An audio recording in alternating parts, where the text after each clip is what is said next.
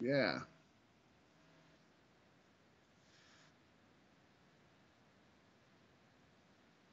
Yes, it has. Yes, it has. Crazy, wild.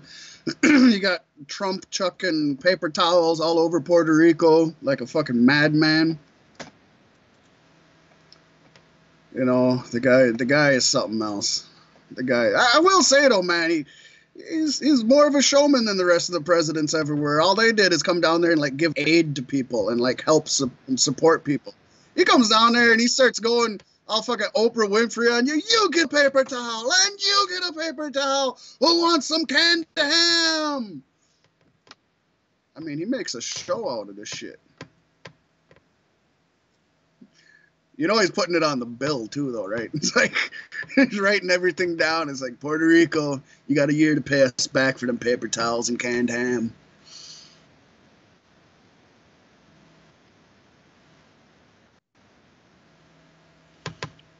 I, I think so. I think so. I will say something, and it's going to be very unpopular with people, and that's okay because I'm used to that. This whole fucking every time there's a tragedy in the world, and WWE has to start every event with, let's take a moment of silence to remember those lost in Las Vegas. Shut the fuck up. Get to the goddamn show. You know what? If it was like a wrestler that killed a bunch of them, yes, do that. If it was like a wrestler that got killed in it, yes, do that. If you happen to be in Vegas that week, yes, do that. That's the super classy thing to do, and I would think I'd be upset if you didn't do it.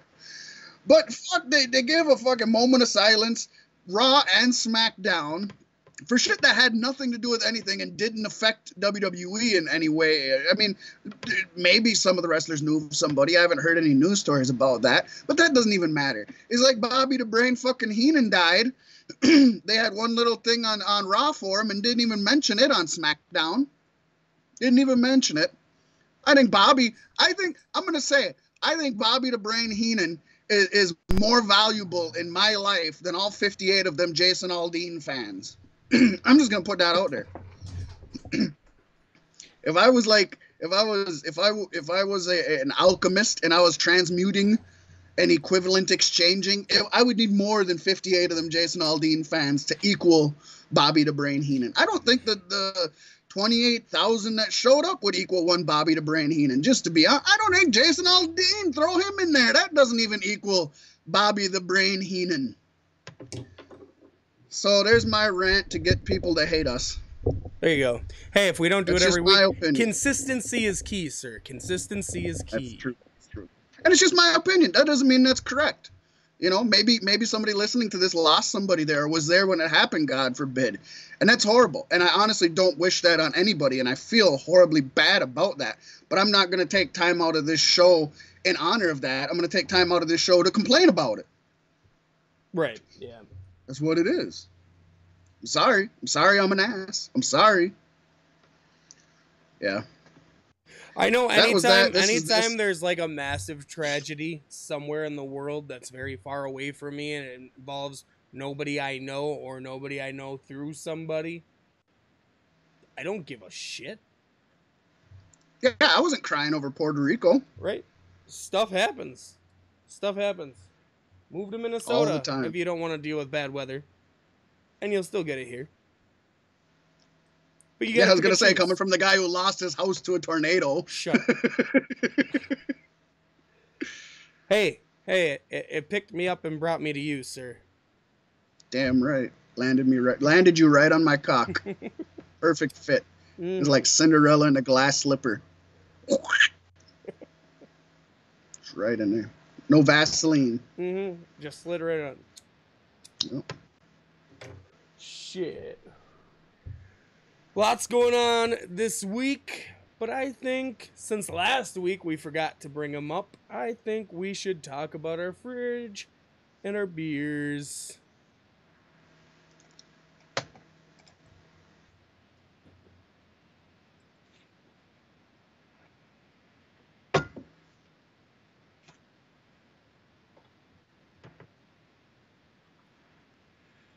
Refrigerator, why do I love you so?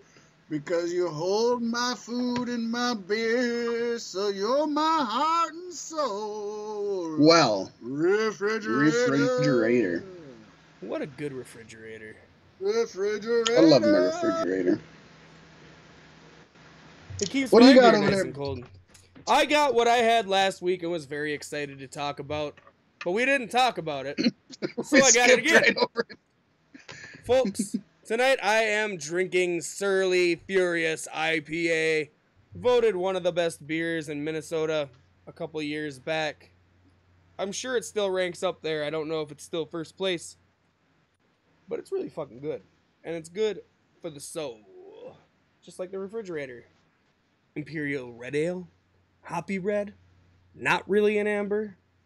That's all things that people call the Fat Mac when they see him walking down the streets. Racial slurs. Yeah, basically.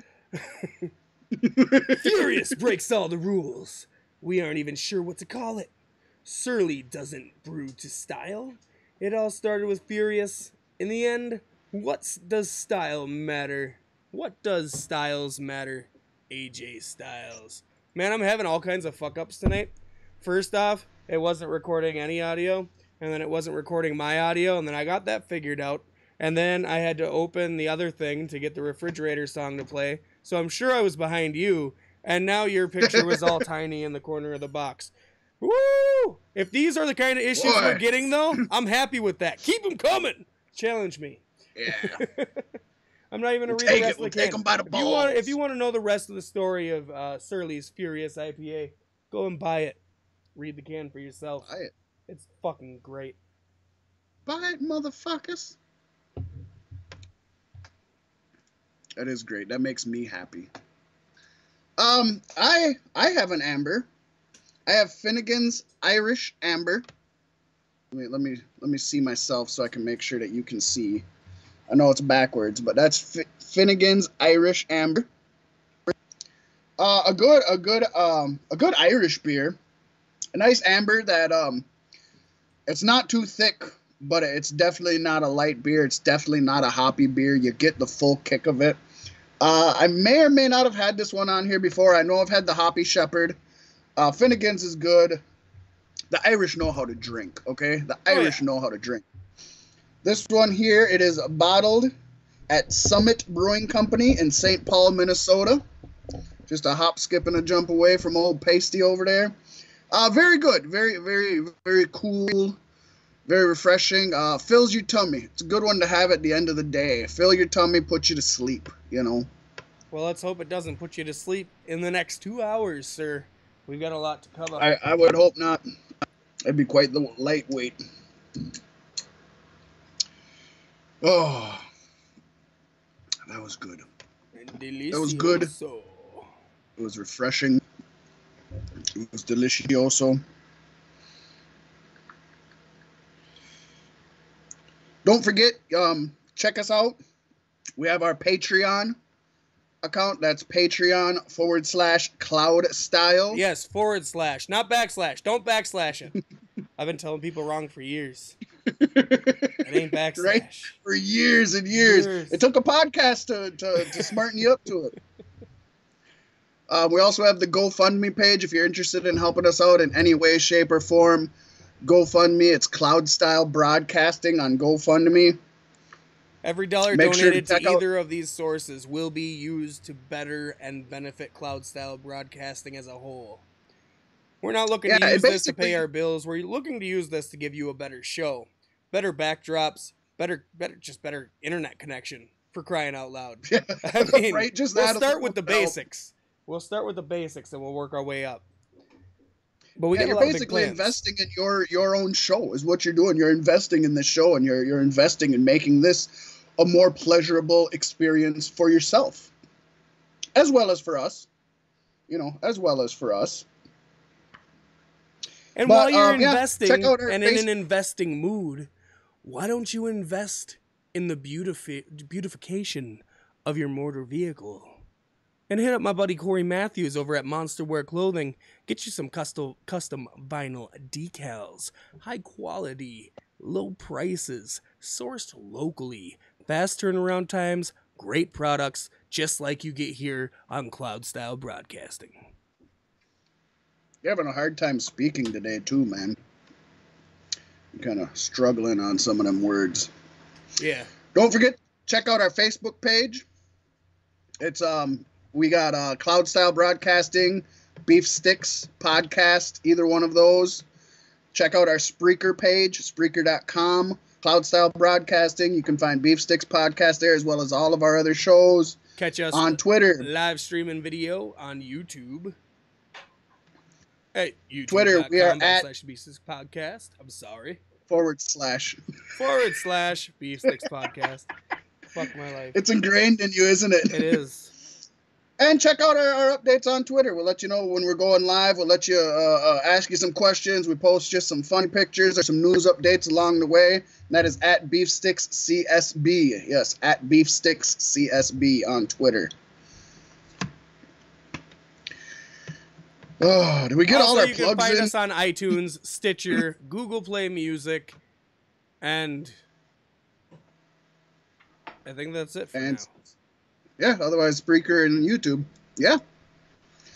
Yeah, I think we hit it all. We're getting there. We're trying to be professional. We're trying to let all that in. We're always more interested in giving you the show. We forget to promote ourselves, right. But nobody else is going to promote us, so we got to do it. We just got I think it's far better to get this out of the way right in the beginning. And don't forget to like, comment, and subscribe while you're at it.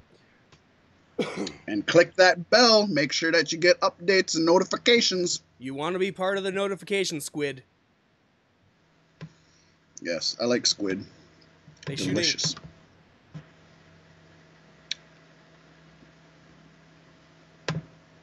Hey, I think we timed that pretty good, Loke. Yeah, I think we did too. Coming along swimmingly. So we got it looks like a lot of news and notes and rumors. I don't know. Maybe it's not. It's probably going to go quickly, but who knows? But we got stuff to talk about. It's always good to talk about it. Shouts to my homie King Stoney in the live chat on the YouTubes. Boom! Woo-hoo! Welcome to the party, sir. King Stoney, you're the man. You're the man. And plus, I dig the name, man. I dig the name. A little old news that we never did get to talk about last week. Last week we got rushed long, and ended up actually going just slightly long, but not a lot. But we cut it off good. But we never did get to talk about the Bullet Club's invasion of the WWE. I don't know if anybody out there watches Being Elite. Being Elite? Being the Elite? Being the Elite? Something I don't remember what it is. Lines. I catch it every now and then. To be honest, in my opinion, it's a hit or miss show. Mm-hmm. Some shows just seem to drag, and I don't really, care about what they're talking about. But some of them are super, super, super entertaining and fun. I mean, you got the Bucks, and you had Adam Cole on there for a long time. You got Marty Scurll on there now. It's fun. It's a fun show. Well, anyways, they did a retake, if you will, on the old WCW invasion that DX did. Eon's back. 20 years is, I'd bet. I'd bet 20 years. And they went there. They kind of, their whole gimmick was, they've been saying that WWE told them they couldn't do the suck it anymore, and that they cut that out, told them they couldn't do that. They also, on Being the Elite, they had a WWE goon kidnap Hangman Page. Yep. Adam Page, if you will. And they were talking about how WWE has Cody Rhodes' name. So they were coming there to take back the crotch chop, to take back Cody Rhodes' name, and to take back, well, they got Page back. He just wanted revenge. Now, to be honest, they worked me, because I've just kind of been paying attention to this for a little bit, and I thought the whole crotch chop thing was legit. I thought that was a shoot, and that they weren't allowed to do the crotch chop. Well, apparently that was all made up. They just made all of this up. It was a work the whole way. But after they did this invasion on WWE, which is pretty entertaining, I thought it could have been funnier. Yeah, but it was pretty entertaining.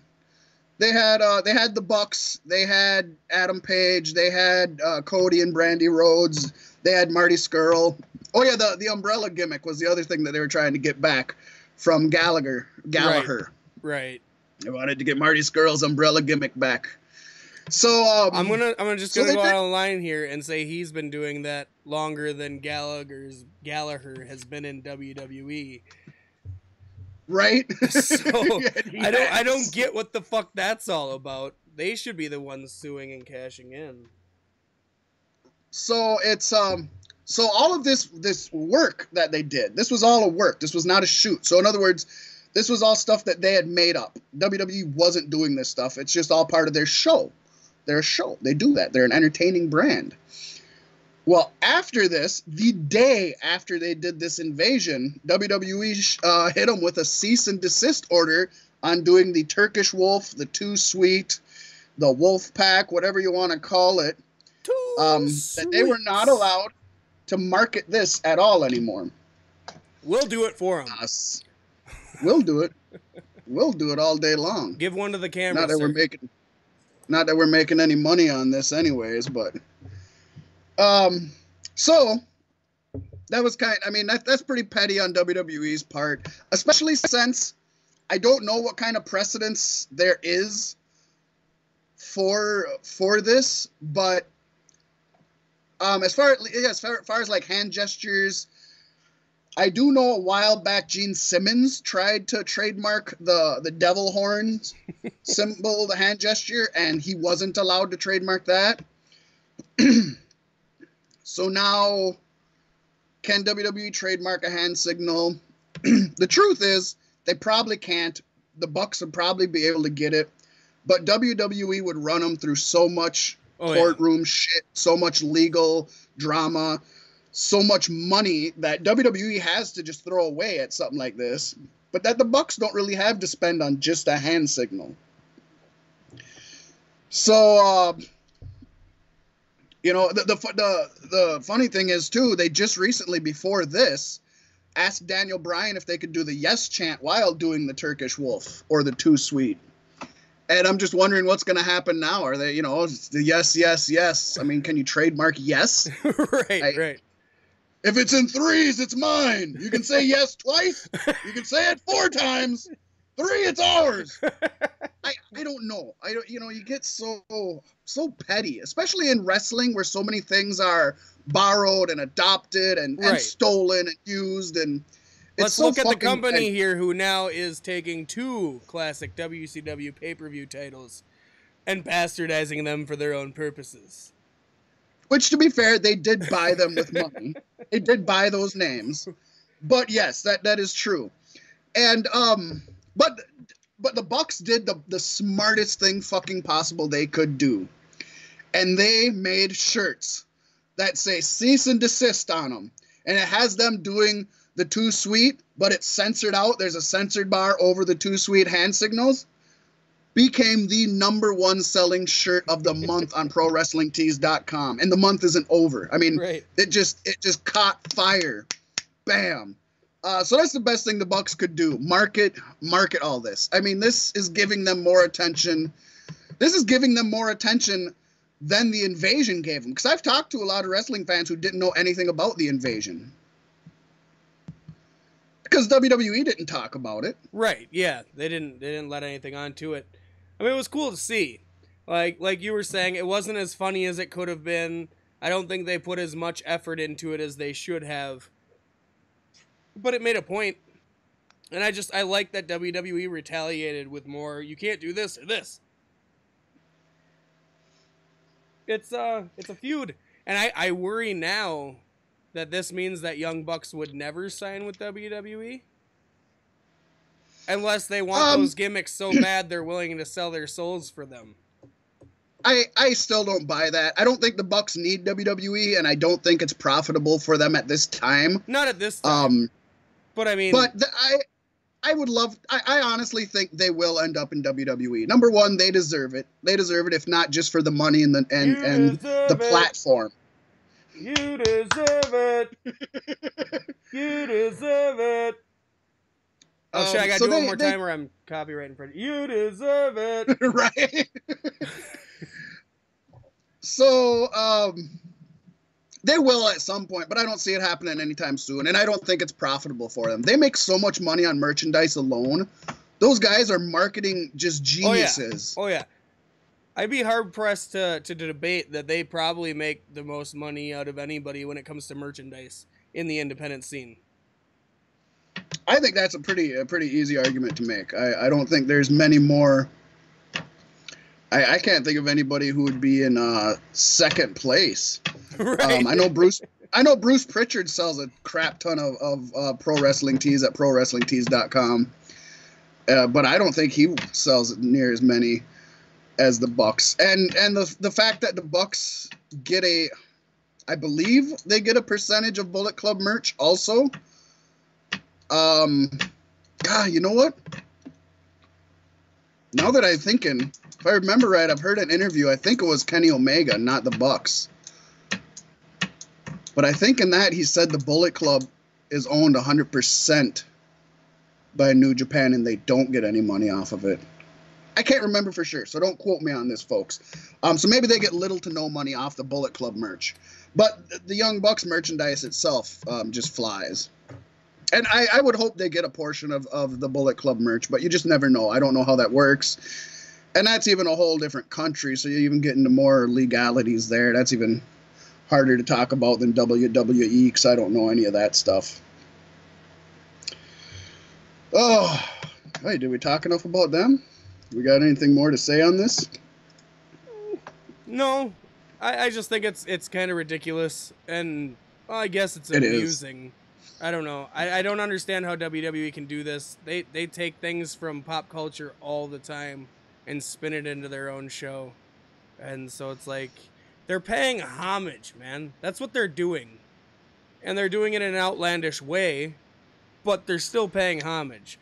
I know a lot of the older guys talk about how they're ruining pro wrestling and all of this, but I don't see that at all, because pro wrestling is supposed to be entertainment, and they are pretty much the most entertaining thing out there.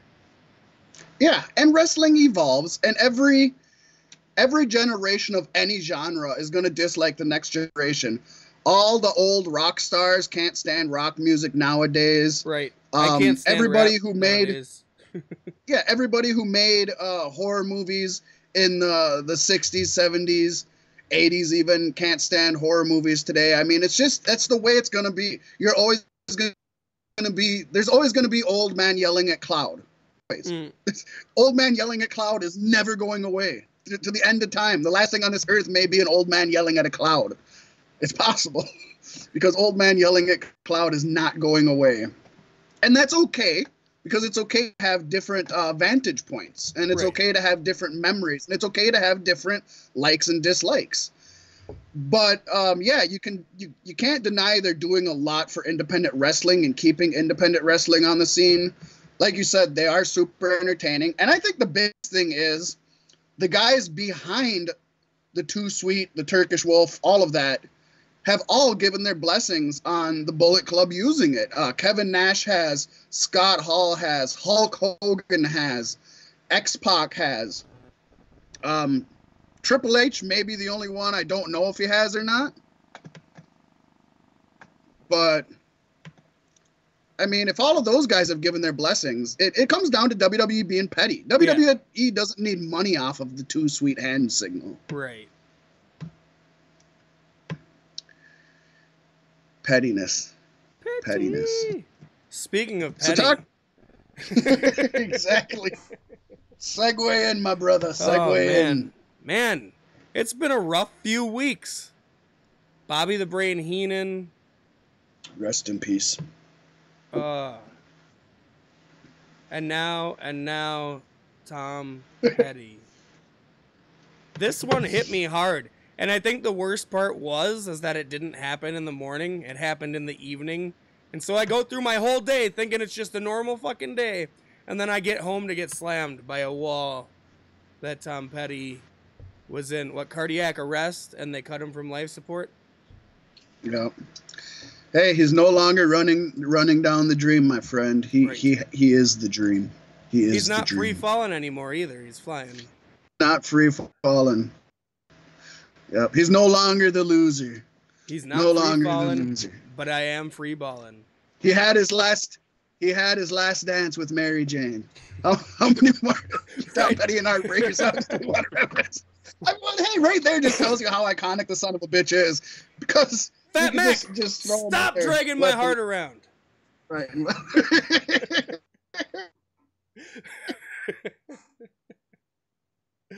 Oh shit.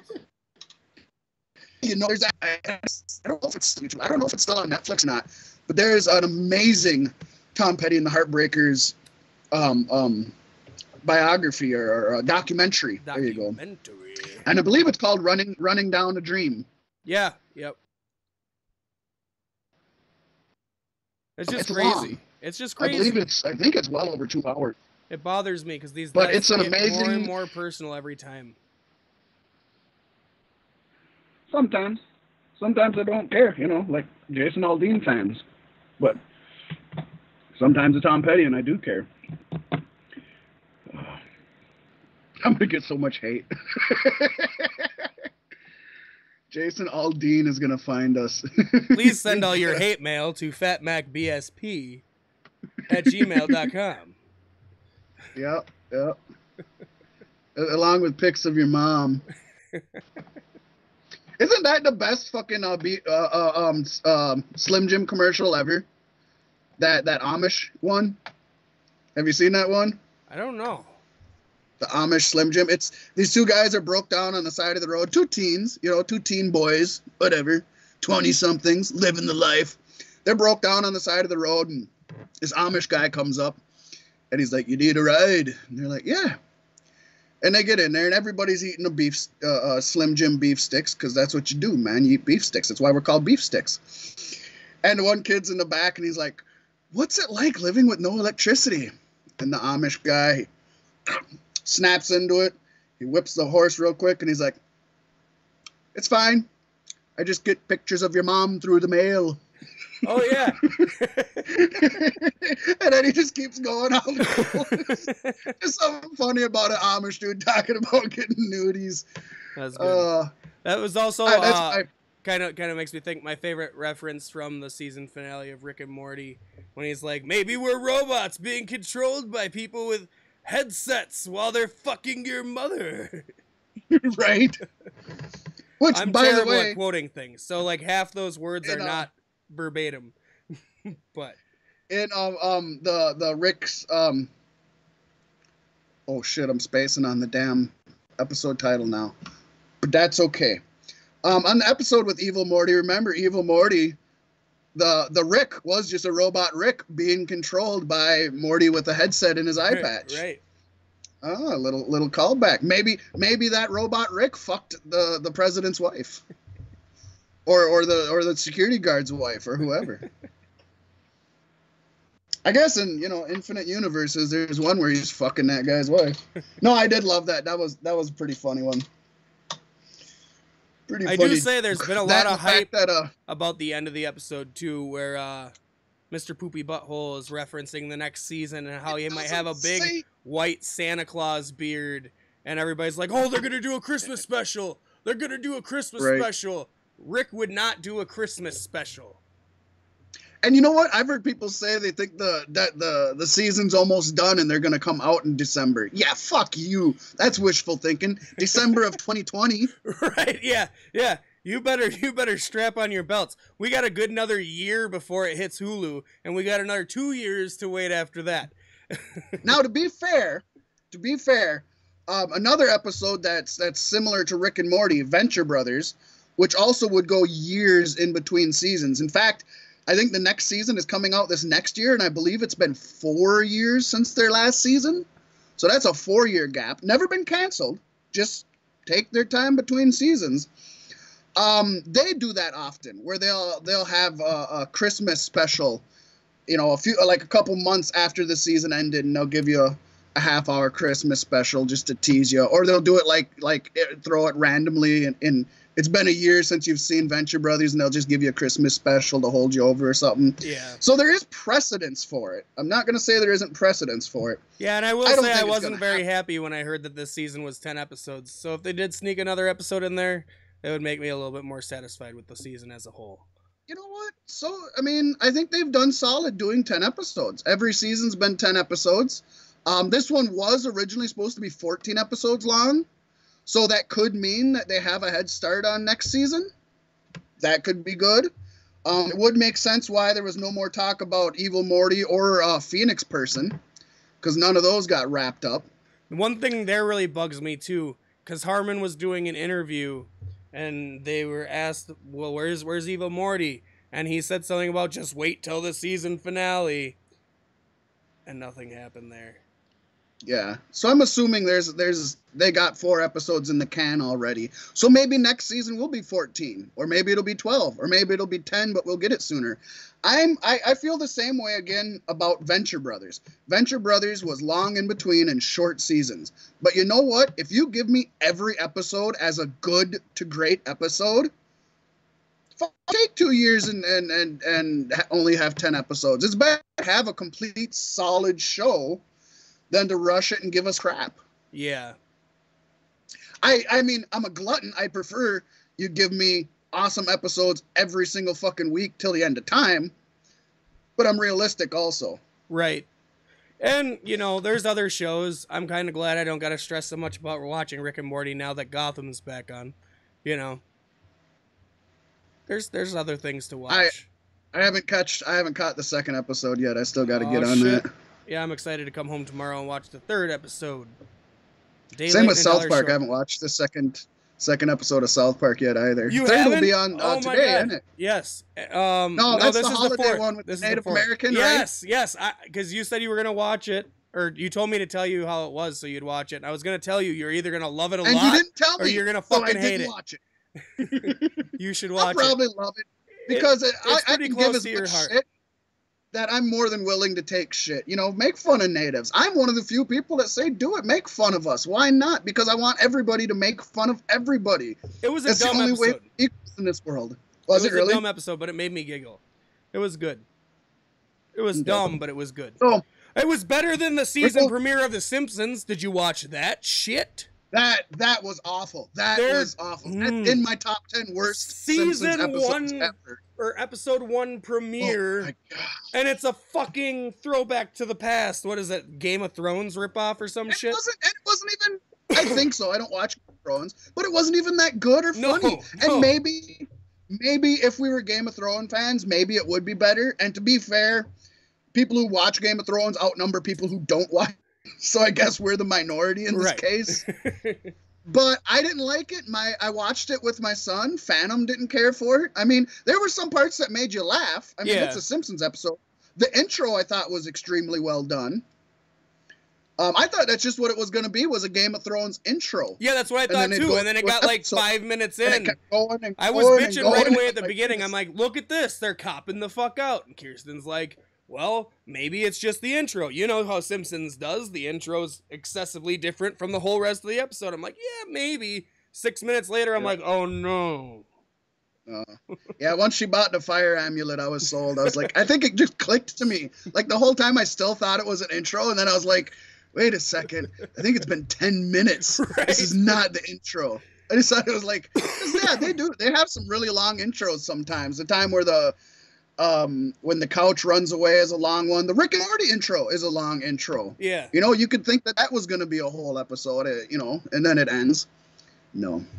But I have tasked myself with keeping us on time, and we are going down these paths that are good and fun. But let's get back into some more of our news, because we're getting down here, and we've only touched the first topic of news. We're good at this shit, man. We're good at this.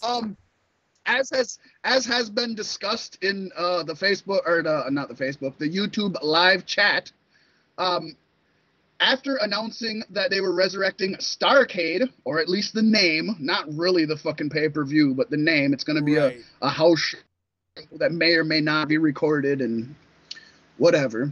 WWE now is also bringing back War Games.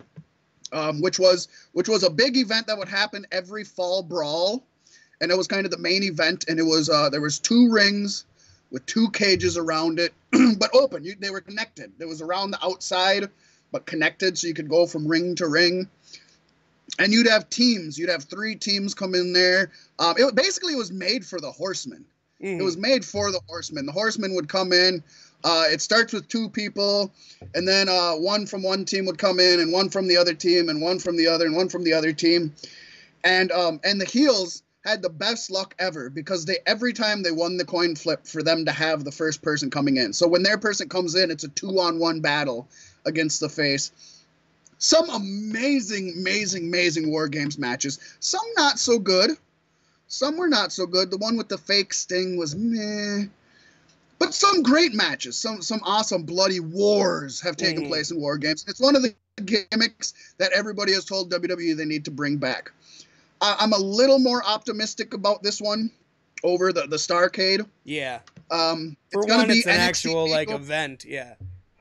Yeah, it's NXT TakeOver War Games. So that is the focus of this NXT TakeOver that's coming to Houston. That's during Survivor Series weekend, I believe. So WWE released a statement. Let me read that. It'll have all the information. NXT TakeOver War Games coming to Houston. The next edition of NXT's acclaimed series of WWE Network special events, TakeOver War Games, emanates from the Toyota Center in Houston on Saturday, November 18th, on the eve of the 30th annual Survivor Series. Oh, it's the 30th. WWE COO Triple H made the announcement on Twitter. He said, for the first time in nearly 20 years, NXT TakeOver War Games, November 18th, only on the WWE Network. Or any other streaming site that you can find. The War Games name was the War Games name was made famous in sports entertainment as one of the premier match types in the NWA and later WCW. It was nicknamed the Match Beyond. War Games was a battle between teams that fought in 2 rings enclosed by a giant steel cage. The first War Games was held during the NWA's 1987 Great American Bash Tour. This War Games match, is going to be Sanity, which is Alexander Wolf, Eric Young, and Killian Dane, versus the Undisputed Era, which is Adam Cole, Bobby Fish, and Kyle O'Reilly, versus the Authors of Pain, Akam and Razor, teaming with Roderick Strong. So when I see that lineup, the fanboy in me, I'm salivating. Right. Not only because I think this is going to be a great match, but Pasty, I think this is where Roderick joins the Undisputed Era. Do you think so? I read think so. I read spoilers on the internet, and this was hours before Triple H posted anything about this, and that was that Roderick potentially comes down like he's going to join them and then attacks them and joins the Authors of Pain. But now WWE has announced the actual lineup, so it could be up in the air. But I know the only reason Triple H revealed this on Twitter is because it leaked really hard like 6 hours prior to that. Like, I was seeing it everywhere. See, I didn't catch anything until I seen this, so that... Well, I sent you the link. I sent you the link to the spoiler article. I seen it today when I was getting stuff ready for beef sticks. I'm horrible at checking my messages. I'm awful. They're out of sight, out of mind. I don't think about it. I honestly don't use my phone a whole lot throughout the day. I'm still one of those people. I gotta say, kudos to WWE for doing this in NXT first, because if it was brought to the main roster, it would probably be shit. Just saying. Plus, I think it's safe for WWE because then if it doesn't go over well, it's just to them, right? It's just an NXT takeover. It's not a big pay-per-view. Me, I think NXT takeovers are bigger than the WWE main pay-per-views. I do think that WWE after this, it'll be less than a year before they're using it on the main show. And I could see it if you got the best tag teams from Raw and SmackDown together to do it. That'd be great. Yeah, if you could do like Aaron Stoneberg said on here, NXT will do War Games proud. I don't think the main roster could do as much. I agree with that. I truly agree with that. But like you said, if you could get like the Shield reunion, if you could get like the Broken Hardys in there, if you could get New Day Usos, I mean, it's possible. If they dedicated to actually doing it justice. But Vince is so fucking petty. I honestly think he doesn't want those things to succeed. I listened to Bruce Pritchard's podcast, Something to Wrestle with Bruce Pritchard. Recommend it. Great podcast.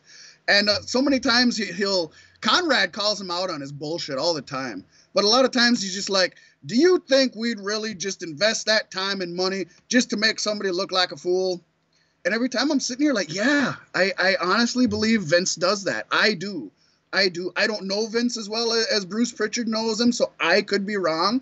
But I personally do think Vince is that petty that he will spend time and money just to make something fail, just to prove he's right. I feel that. Yeah. But that being said, I am excited for it. I'm excited to find out they got the new NXT. It's War Games. This could possibly, I would hope they make this an annual thing, at least 2 years before bringing it up to the main roster. You know, wait until next Survivor Series and do it again. And it fits with the Survivor Series theme. You know what I mean? You got the teams battling against each other and the elimination. I mean, it's not elimination, but you know, it fits the theme. Teams versus teams. Yeah. Multiple teams come in, one team leaves. You know, they're doing it during the fall, so that's paying homage to it being at the Fall Brawl. So that's kind of cool. Yeah. I'm looking forward to it. I'm looking forward to seeing the Undisputed Era and what they're going to do in there. And I'm looking forward to see the Authors of Pain just write some pain on these sons of bitches. Oh, it's going to be. Sanity still hasn't won me over. Sanity still hasn't won me over. I like Sanity. But they're a good third team to have in there. Sure. Why not? Yeah. I don't like Wolf or Dane, but I like Young. See, I like EY. I've always liked EY, but EY to me, and he can prove me wrong, but I think he's just always going to be a solid mid-card guy. I don't ever see him as being the guy anywhere. Right. I was happy when he won the TNA World Heavyweight Championship, but I just the way they did it didn't make sense. The way he lost it was lackluster. It was basically just them giving TNA a Daniel Bryan. So it was kind of that cheapened it also. And he, you know, in my opinion, he didn't deserve it. He'd been there for years. He was a day one guy. He deserved good storylines. He deserved good matches. He deserved mid-card title run and tag team title runs, but he's not the guy to me. He's just not. Not to me. No. But he could prove me wrong. He can prove me wrong. I hope he proves me wrong. Honestly, I feel like he's probably too old to get a strong run at one of the main titles. But he's there if he's there to elevate people and doing it. I mean, he's good at that. He's good at what he does. Might sound he is good at elevating folks. Well, I would like to see a tag team between him and Chris Jericho when he comes to the main roster. Let's say this. Did you watch NXT this week, Loke? No, I wanted to. I just didn't get around to it. One of these weeks? Mm-mm. One of these weeks. I watched. Anyways, the one that had Adam Cole's debut match was against Eric Young. One of the worst Adam Cole matches I ever seen. I think Eric Young held him down. And some of that has to be given to Cole also. Cole should have been able to pick things up better than he did. So I'm going to throw a little shade his way. But if I don't know Adam Cole, and this is my first match I seen him in, I'm gonna sit here like, what the fuck is the hype? What's the hype? This isn't Shinsuke coming in with Sami Zayn. This was not that. It should have been. It wasn't. So I'll even say that I think Eric Young didn't do his job there. That being said, I'll be happy if Eric Young stays in NXT. Does he have to graduate to the main roster?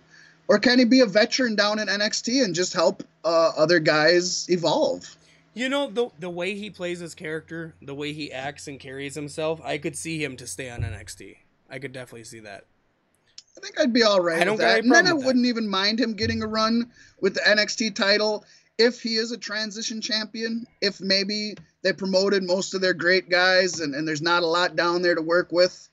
I could see it then. But not a Universal or a World. You know who is the guy? AJ Styles is the guy. So that may bother some folks because AJ Styles has not been on TV lately.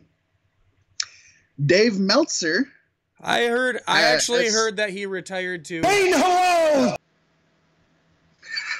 Global Force Impact Wrestling. Dayton, Ohio. Dayton, Ohio.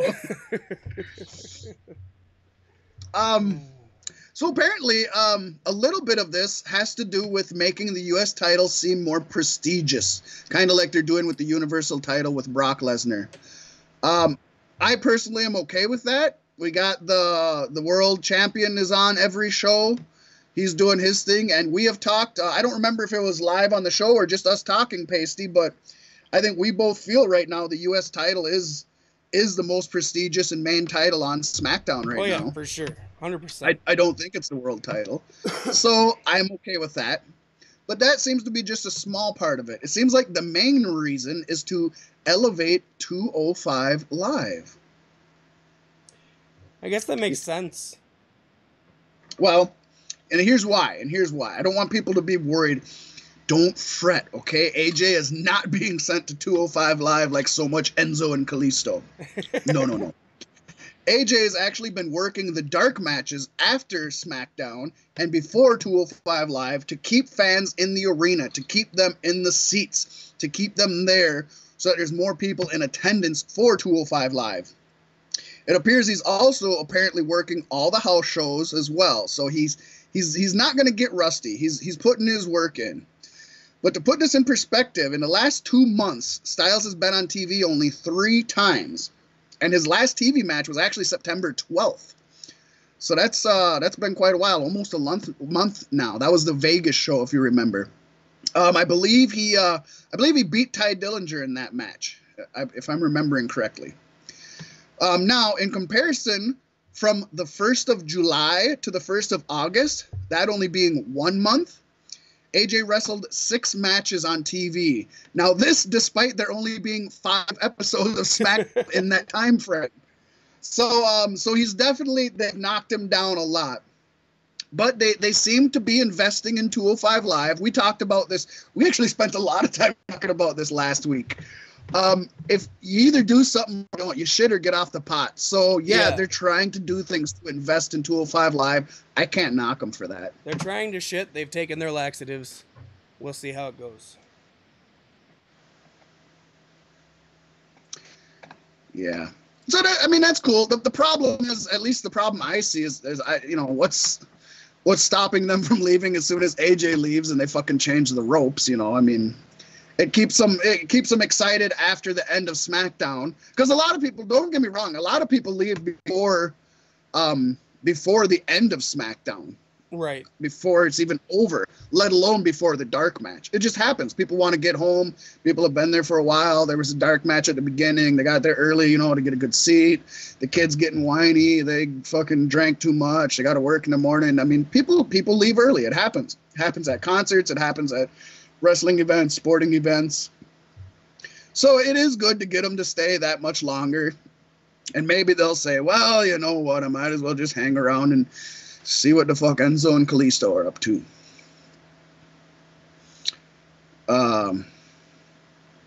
Yeah, I was not excited to see that Kalisto was added. We just brought it up last week even. The fact that I am excited for it. Over there. Because, that was my whole point. That's where Kalisto belongs. He's a spark of excitement.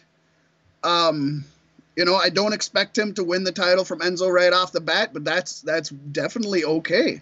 Kalisto's a good underdog. Right. And he's the only person who can challenge Enzo for his title.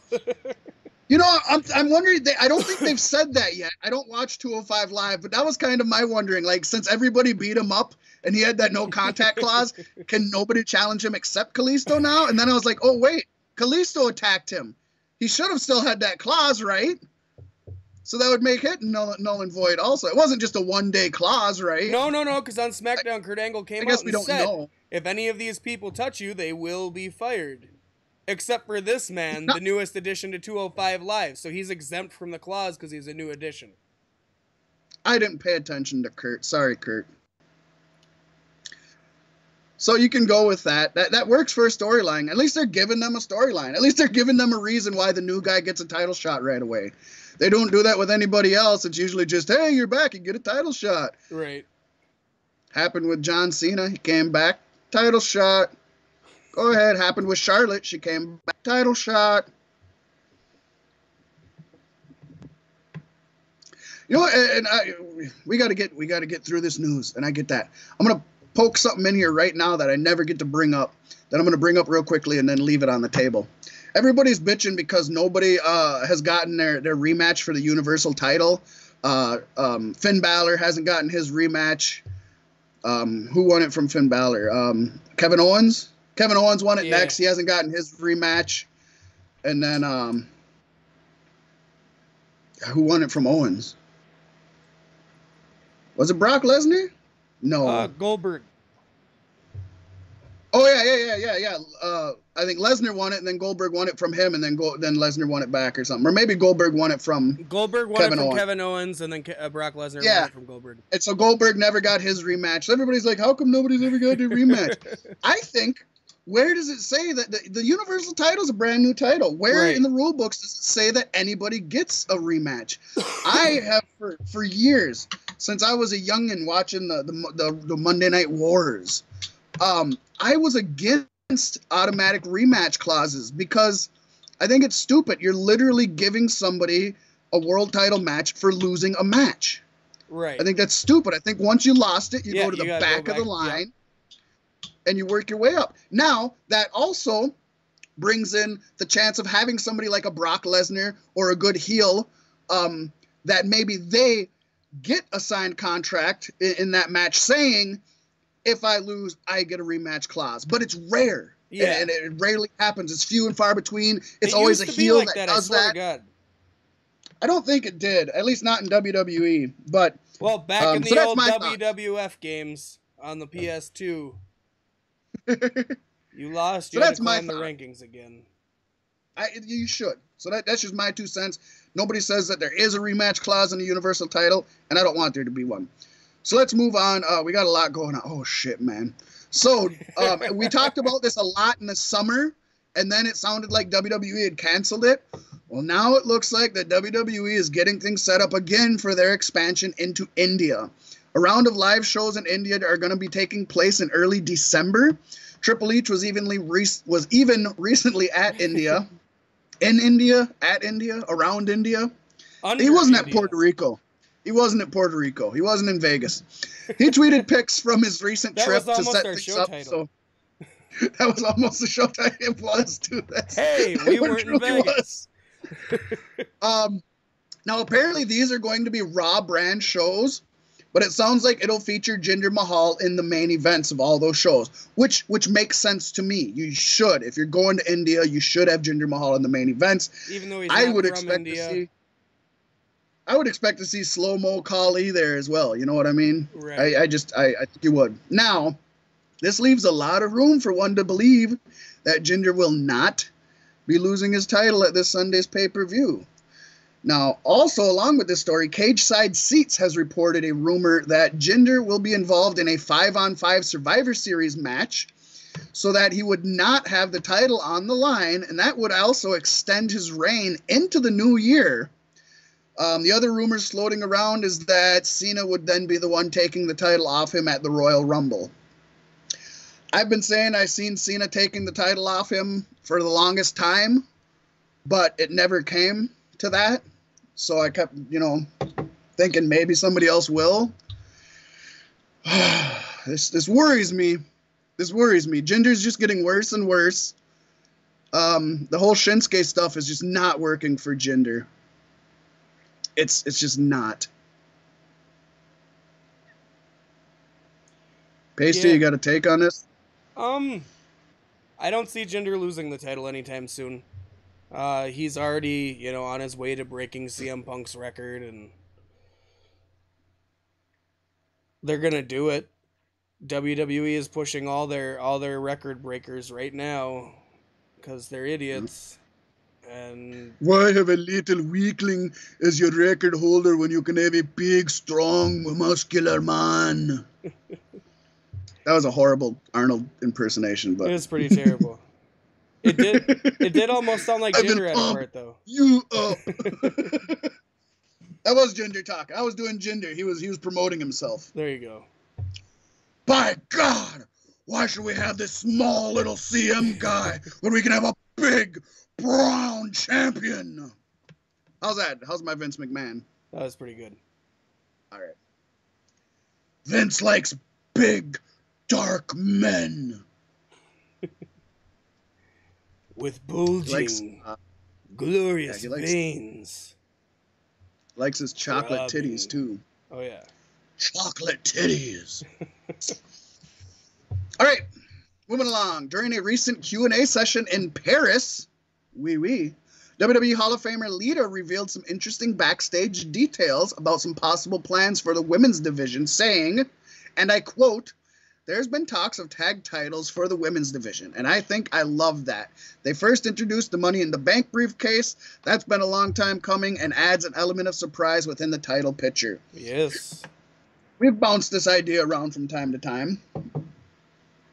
I like the idea of it. I just don't know if each show has enough women to have a tag and a... I think they do. They got enough women to have a tag and a world. Yeah. I say you introduce a tag or a secondary, not both. Yeah. I agree. I mean, if this happens, that's pretty cool. It's good for the women's division. It'll make those tag team matches and 5-on-5 matches make a little bit more sense. And yeah, but is it just going to be another cop out? They give people. It feels like a cop out to me. First impression. It's a good way to not give a storyline to somebody. It's like, well, let's just have them chase the tag titles. We'll put these two girls together and they can chase the tag titles. We don't need to come up with a story for them. I worry about that, but yeah, they deserve their own tag titles. Why not? And yeah, especially right now, like the tag team division's hotter than it's been in the past decade. Yeah, in general. Yeah, definitely. So yeah, get some more tag teams going on. Especially like Sheamus and Cesaro, the Bar. Like, to me, they're the top right now, which is insane. I never thought I'd say that. Right? But they're the top. And I'm really excited to see them teaming with The Miz. With Cyborg. I want that shirt so bad. With Cyborg. Go to WWEshop.com and pick up your With Cyborg shirt today. It would be even better if WWE saw my post and put 2 Thweet on the back of it. Right? They're in the middle of a legal battle. They can't be playing around with that.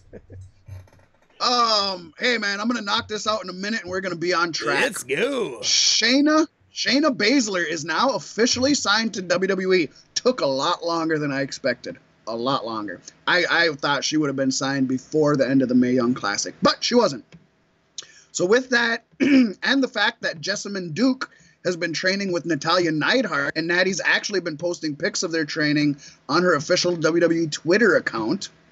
You add that all to the fact that Trips and Steffi are still in talks with Ronda Rousey, and it looks like the cards are falling in place for that Horsewoman match sometime in the near future, possibly WrestleMania. All they need to get is that 4th woman who I don't remember her name because nobody remembers her name. Right. She's the Ole Anderson of their group. She's the Ole Anderson. I mean, this could be very good, even if it's just for a one-off thing. Now, I don't want it to be a one-off thing. Shayna's signed, so obviously she's not a one-off. If Jessamine is training with Natty, who better to train with? Right. I mean, she was trained by Stu Hart herself also, and with Brett and her father and uncles and everything. Awesome. So she has potential. Ronda Rousey is very charismatic, so she'll do great. I'd be okay with them signing all 4 of them or just those 3, and they don't have to stay a group. I mean, they wouldn't stay a group, obviously. If they're in the WWE, they're going to split up in time. Yeah. New Horsewomen, yay or nay? Yay or nay? Do it. We've been waiting for it. Let it happen. You know, as long as it winds up with Ronda Rousey in WWE, I'm good with it. Ronda Rousey versus Stephanie McMahon. That's what we're going to get. There you go. Hey, fucking dude, we're on schedule. We're on schedule. Sort of. Don't tell anyone, but we're on schedule. We're sort of on schedule. Oh, 1 minute over. 1 minute over is not bad. You wanna bring in Jerry, or should I bring in Jerry? Yes, folks, it's the time you all been waiting for. Beef Sticks Jerry of the Week. Tell him about it, Fat Mac. So this week's Jerry is Golddust. You might be saying, Fat Mac. Golddust is a veteran. He's been there for years. He puts people over. He stands up to the regime. Why would Golddust ever be a Jerry? And I would agree with you most times. Most times. But no, just recently, in fact, a week ago, we're late on this, but only by a day, or only by 7 days. Golddust responded to some fans who themselves were responding to a tweet from the official WWE Twitter account. The fans were voicing their opinion on how Bray Wyatt has been booked. Goldie then, unprovoked, tweeted to the fan, "These kids are our future. Quit your bitching, suck it up, and try and enjoy our product."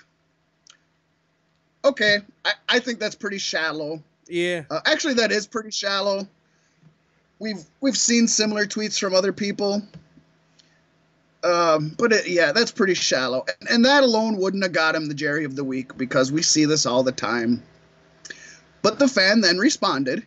He said, "I know, but I'd still like to see Bray win more." And then he had a smiley face. Wow. I mean, that's offensive as all fuck. I mean, that's basically just calling Golddust a little titty flopping bitch. You know, what could be more disrespectful than him saying, "I know, but I'd still like to see Bray win more." So Golddust, apparently fucking red mad as hell, decided it was a good idea to write, "Well, you're not the boss. I suggest you watch the product and get behind whatever we put out. Stop your insanity over wins and losses." Holy fuck, Golddust. Settle the fuck down. Right. Holy shit. Get behind whatever we put out? Shit.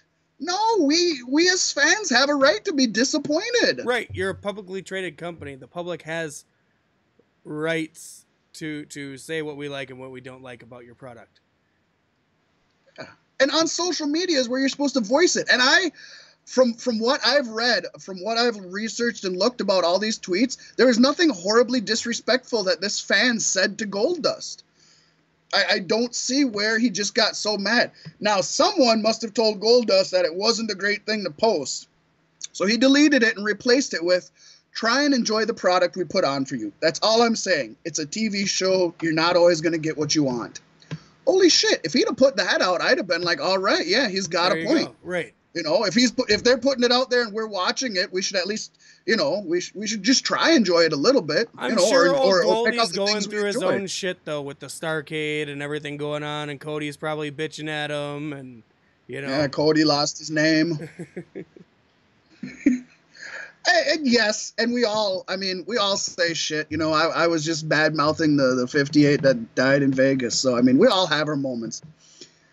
But it was just, I don't know, Jerry. That was Jerry. I think that was very Jerry of him to just. The biggest thing that bothers me is just get behind whatever we put out. Right. No, well, that's the problem with it. That's the problem with it being a fucking monopoly right now. Is that, you know, especially the wrestlers like Bray Wyatt. If this was 97, Bray Wyatt would say, "Hey, you know what? I'm fucking going to WCW. Those motherfuckers ain't gonna do anything better with me, but they'll pay me more." Or something, you know what I mean? He'd have that to hold over Vince's head and say, "You know what? I might do that."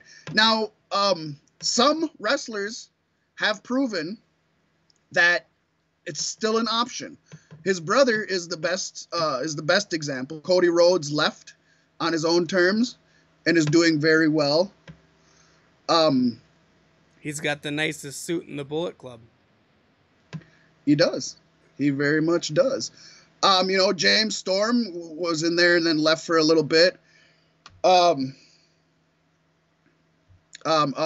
Lashley is a good example of somebody who left and is making a great living for himself. So there are the people, the Dudley Boys. They've left and did a great living for themselves. Gail Kim left and has done a great living for herself. So Daniel it's Bryan possible. will.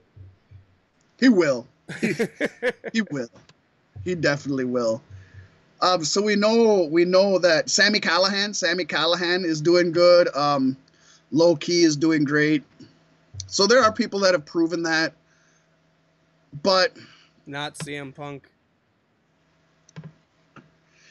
CM Punk's trying. God bless him. Yeah, I don't know. That's Jerry of the Week. Also, and I just remembered here, I don't even have it written down, but I do have a Rick of the Week, and it's also a tweet. So, the Rick, it comes after the Corey Graves tweet. So Corey Graves put a tweet up there saying, my son just, what do you say? My son just hit anyway, the son's at baseball. He said, my son just got to first base and he started doing the Enzo dance. Have I failed as a father? And Enzo responded and said, you haven't failed as a father. You failed as a wrestler. That's why they put you in a suit and set your ass behind a desk. It's like, oh, that's cold. So that's the Rick of the Week, is Enzo Amore for putting Corey Graves in his place. Oh, yeah. No, Enzo, I feel like he's finally starting to come into himself. You know, as a heel mouth runner, I think it's going to be really good for him in 205 Live. They have him doing the best thing they can have him do. He's talking and he's not wrestling. Right. He's you know, and he's ended both episodes of Monday Night Raw now 2 weeks in a row. Yep. He's been the quote unquote main event. Now, I didn't come up with this on my own, but people have pointed out to me the second hour of the show is when they're putting on their main event match, and they're kind of just, you know, I mean, you got to give it to Enzo and 205 Live for being in that final hour, in that final spot. That is a big deal.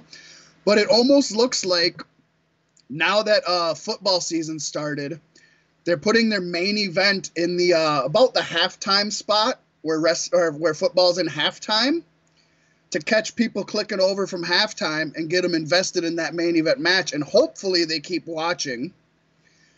But they're not putting their main event in the final third hour that has been getting lower and lower ratings long before football was around, but especially with football season, that's digging into their ratings. So that's strategic of WWE. I don't think that's a bad thing.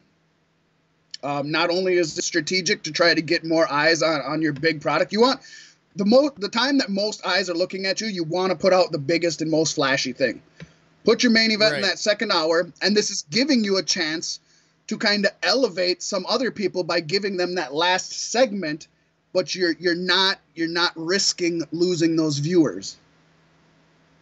Yeah. Not a bad idea. I give WWE a thumbs up for this one. Yeah, it's definitely a good idea. And I think even after football season, they should probably continue to do things like this for the people who do flip through. Because if you always shove your best stuff at the end, I mean, that screws the rest of the show. And it's kind of nice to, it feels easier to watch with a slightly different format. Makes it a little easier. It's not so mundane. It is, but it's not so. Yeah. I do have one gripe, and that was when I messaged you earlier this week, and I said, are we watching Raw and SmackDown?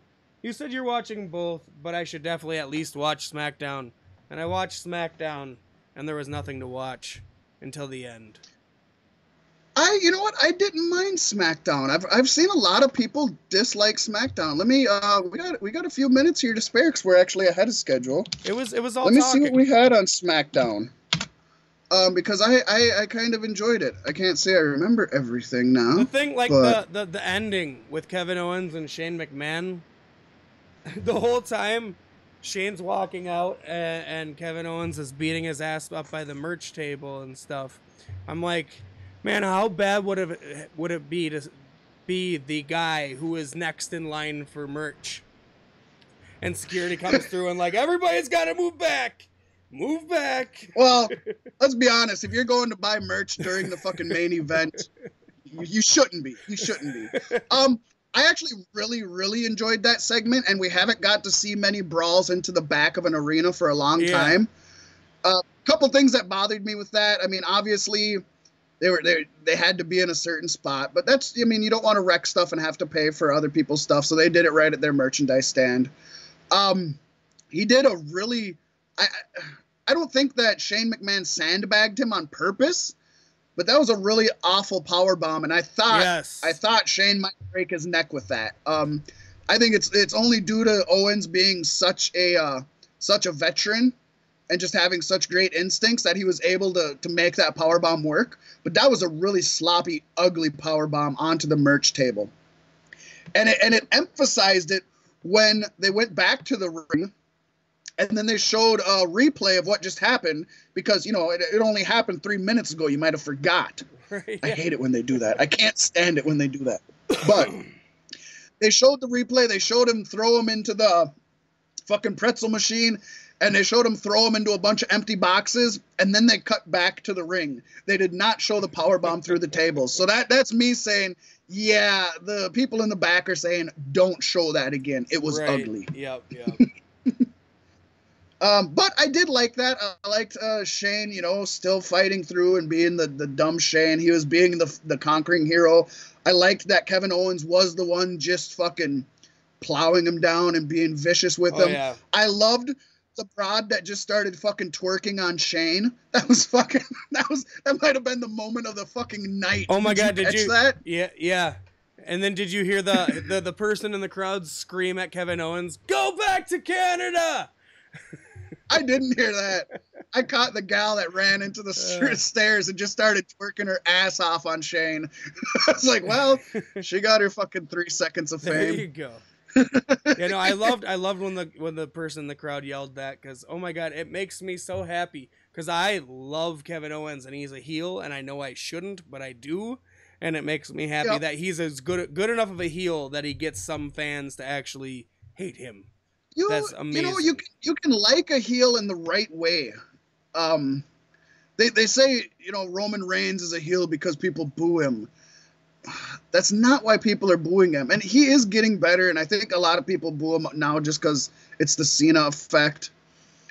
But you can like a heel, and they can still be a good heel as long as you despise their tactics. You can love watching what they do. You can love seeing, like I enjoyed watching this right here. I enjoyed watching him do that. But the whole time I'm sitting there like, yeah, he's just a jerk. Here he is just screwing with Shane, and he's just, twice he could have left and he came back to do it just like a despicable, vile person would. Right. I love that dead stare he gets too in the middle of it all. Yeah, like where he almost realizes what he did and feels bad, but he shuts down, and it's fucking. That's gonna make him the best heel of all time. I'm just gonna run down SmackDown super quick, so we don't got a ton of time here. So they had more Jinder Mahal Shinsuke stuff, which is just going horrible. I didn't care for that at all. Don't like it. I'm not getting anything out of it. They had the tag match, Natalya and Carmella versus Charlotte and Becky. I thought was an okay match. Bobby Roode and Maria Kanellis' husband had a match, which was a squash match. I didn't enjoy it, but they're really getting Bobby Roode over. I don't know what they're doing with Maria and Maria's husband. I haven't been the biggest Michael Bennett fan, but I thought they'd do more with him than this, especially bringing him straight to the main roster. But that's what it was. I thought that the Uso New Day skit was great, where the Usos came down and read their rights, and then the New Day came down and read them their lefts. That actually really got me into their match coming up, which is what it should have done, which is what Mahal and Shinsuke's not doing. Right. Everything they've done has not got me excited for their match. Yeah. The Bobby Roode thing too, they had Dolph Ziggler talking to him or whatever, and I can't say I'm excited for the Bobby Roode match either, but they literally just announced it last week. Yeah. So they've been doing the Dolph Ziggler stuff for weeks and weeks and weeks, but they haven't built up the Bobby Roode, so it's going to be a great match. Those two can work, so it's going to be a great match. Storyline, I'm not interested, but the Uso New Day thing, that got me into it. Ty Dillinger beating Baron Corbin with a quick roll-up surprised me. I'm glad he did, but I thought Baron was going to win it. Just one more notch in the Baron fucking coffin. Right. I don't know, though. I still think it's a heel's job to lose. And, I mean, yeah, sometimes they're new guys and they need fire, but he'll have his day. I didn't like on either Raw or SmackDown, the fucking Mrs. Warrior giving out the fucking breast cancer fucking titles. 3 titles. I'll piss a lot of other people off here now too, but they're totally raping the Warrior's image for any and fucking everything they can. Ultimate Warrior, breast cancer. Right. Fucking what? What does that have to do with the Ultimate Warrior? Yeah, Dana Warrior doesn't have breast cancer and isn't a survivor. It's like it has nothing. And then they're just shaking the fucking ropes, and I'm just she like, did survive her husband. That's a fucking task. I mean, hey, she deserves a belt for that. She deserves a belt. At least this time, I remember when they did it. I think last year was the first time they did the giving away the belts. And last year when they did it, she pulled it, and all the belts went flying with when she was revealing them. So they must have practiced or did something better for revealing the belts, because that didn't happen this time. Hey, and the women this time knew how to hold the belts too. Last year was kind of rough. This year, this year they had a few trial runs before it, right? That's probably not even the original 3 women they were going to use. Right? Probably wasn't. These are actors that they brought in. I would not put that past WWE. I would not. Honestly, I wouldn't. No. We had Randy Orton. They'll cash in on anything.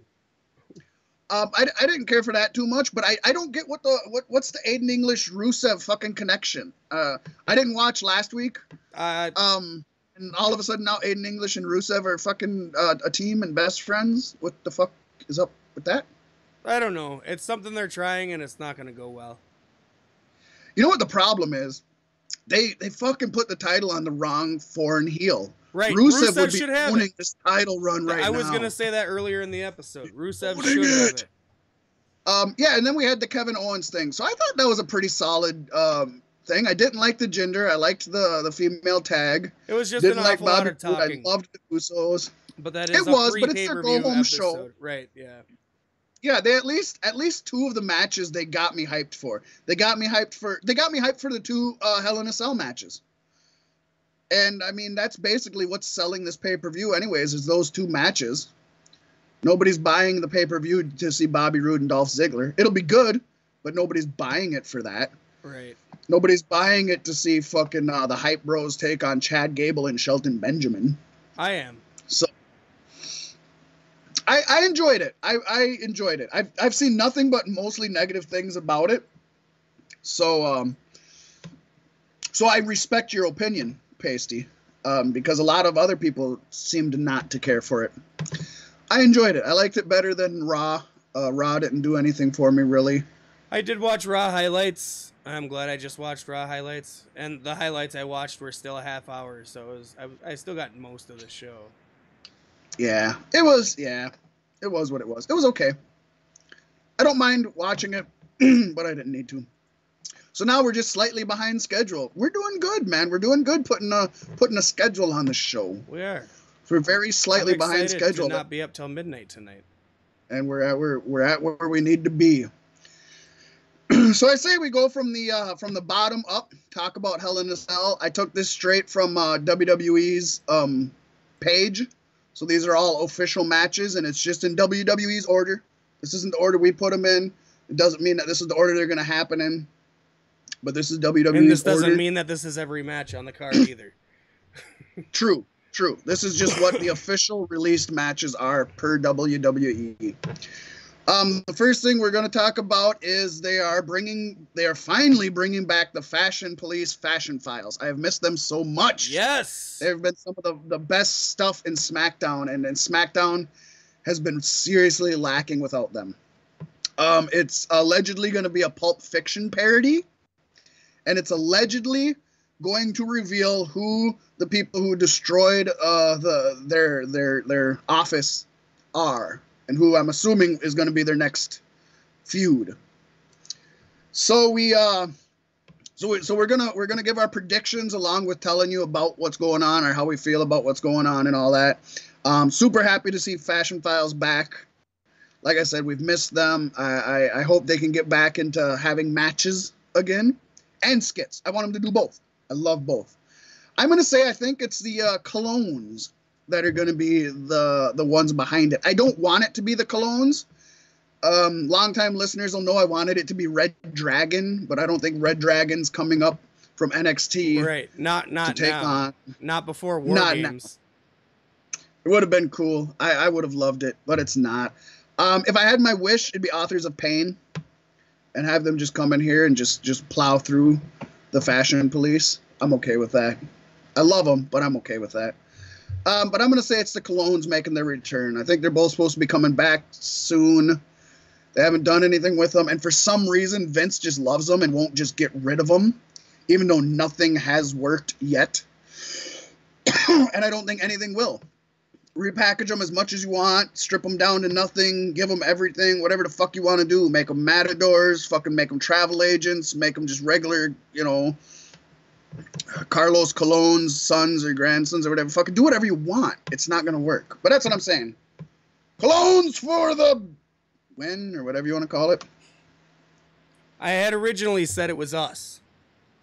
But of course that can't be. No. Could be. I think something a little bit more sinister. I think Bob Backlund. Bob Backlund? Yes. Why not? I like Bob Backlund. Why not? He's fucking crazy. Right.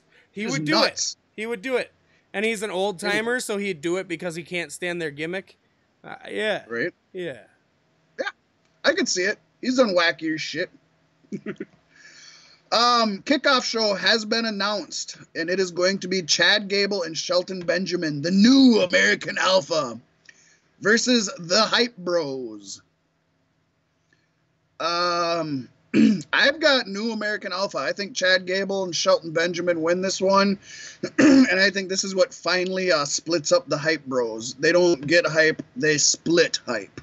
No, I think I'm going to have to change my answer too and agree with you, because lately the Hype Bros have been not on the same page by any means. I was saying the Hype Bros mostly because it's a pre-show, so who really cares? So it doesn't matter for the most part? Yeah. But odds are Chad Gable and Shelton Benjamin, because I'm sure they don't want to keep doing pre-show matches. Right. Yeah, they really haven't done shit with Shelton Benjamin since he's come back. I hope he's enjoying the money, because that's all he's really gotten out of this run. Yeah. But, hey, if that's all he gets, that's more than I'm getting. So that's what you're going with now? You're going with Gable and Benjamin? Yeah. See, me personally, I wish Chad Gable and Jason Jordan were still together and Shelton Benjamin came back on his own on Raw. That would make for better storylines than what the fuck they got going on here. It would. Or even if Shelton Benjamin came back as a coach. Not so much a manager, but a coach. He'd be a manager, but call him a coach. Right. And then they can have a falling out, and then he can go off on his own. Or then Chad and Ben could get together, and they could push Jason Jordan as a solo without this stupid Kurt Angle storyline. Yeah. I think that would have went over better. But yeah, either way, I'm okay with that. I'm okay with that. I would agree with you. Randy Orton versus Rusev. I think this feud is just starting. I think as much as Orton doesn't like being a face, he is. And I think they're building Rusev back up. And Orton's actually won his last few things, so I'm going to go with Rusev. I say the Bulgarian brute takes it home to Mother Russia, even though he's Bulgarian. See, and I think they're just getting this started, too, and this is going to be a good series for a while, and that's why I think Randy Orton wins it.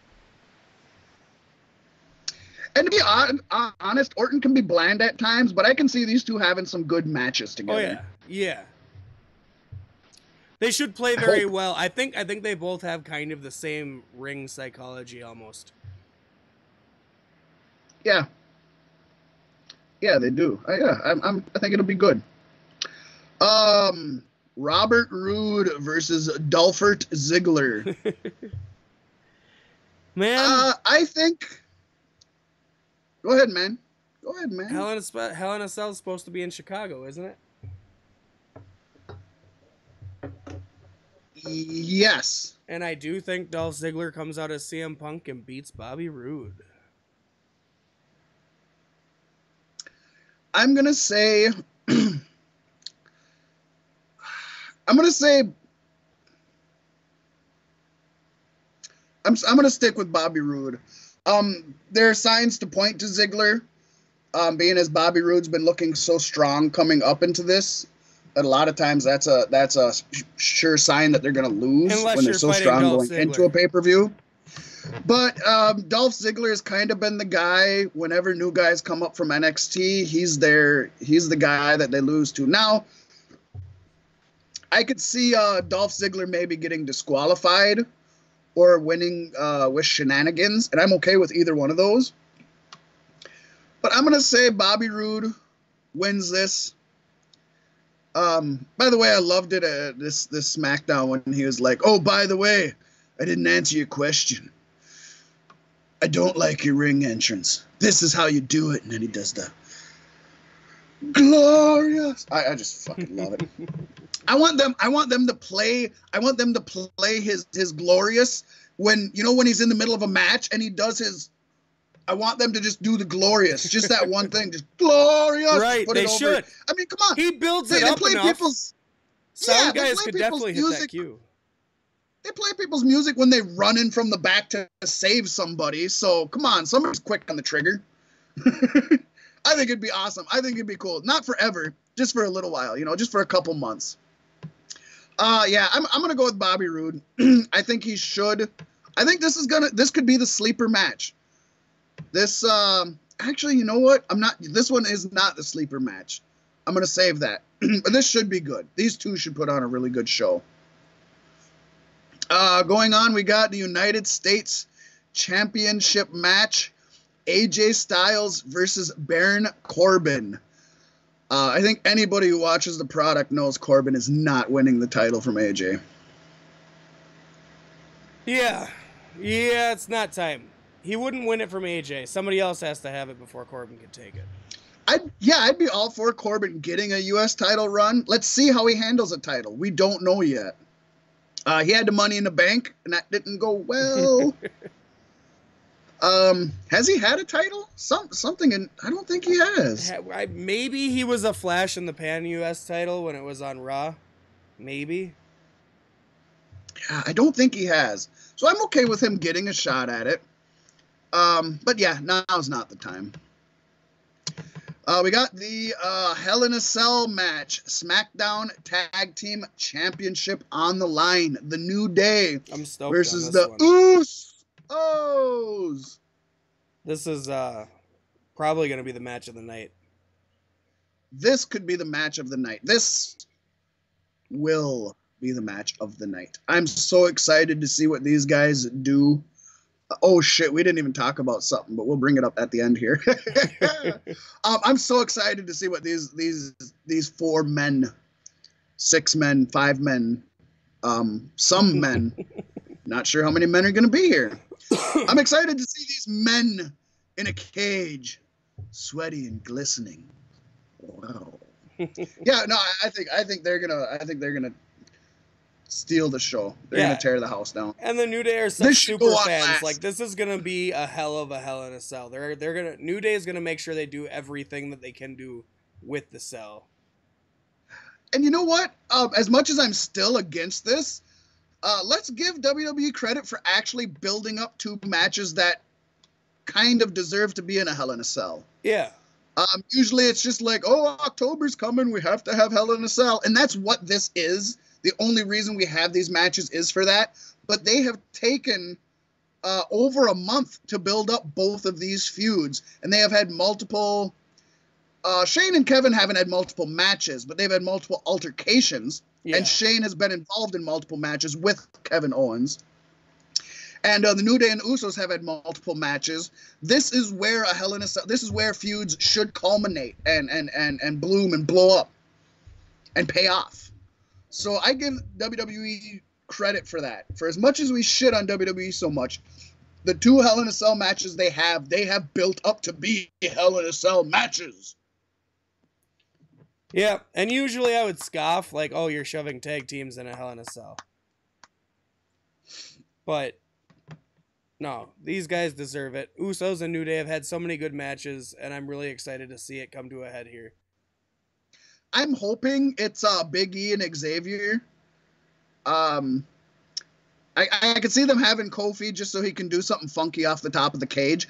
I don't need anything off the top of the cage. No, that's gonna happen in the Owens. And we already know we're getting. Yeah. Well, I don't know, and I'll bring that up later too. But I think they want to do something fun. So Kofi's really agile and has great balance, insane fucking balance. So I can see Kofi being the guy in there. But I want to see Xavier and Big E. Yeah. That's the team I want to see in there. I think they can do a lot.